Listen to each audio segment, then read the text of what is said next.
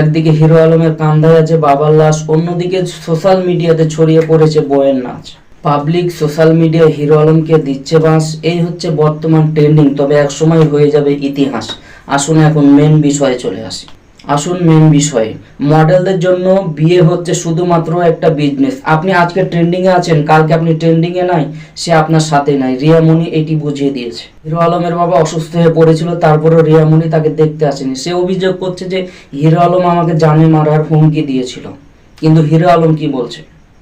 Hero Alam বলছে তার উল্টোটা। আমি কেন, আমার বাবার লাশ আমার কাঁধে, আমি কেন তাকে মারতে যাব? ব্যাপার এইখানেই থেমে নেই, ব্যাপার অনেক দূরে আগিয়ে গেছে। হিরো আলম তাকে তালাক দিতে চায়, কিন্তু তার কাবিন কত? রিয়ামণির অভিযোগ হিরো আলম পরকীয়া করে, এটা কতটুকু সত্য? হিরো আলমের অভিযোগ যখন মেয়েদের দোষ ধরা পড়ে তখন এই দোষটা ছেলেদের কাঁধে চাপিয়ে দিয়ে বলা হয় যে সে পরকীয়া করে, তার চরিত্র খারাপ। হিরো আলম বলছে আমার বাবা যখন অসুস্থ হয়ে পড়েছিল তখন রিয়ামণি সোশ্যাল মিডিয়াতে এসে নাচানাচি করেছে।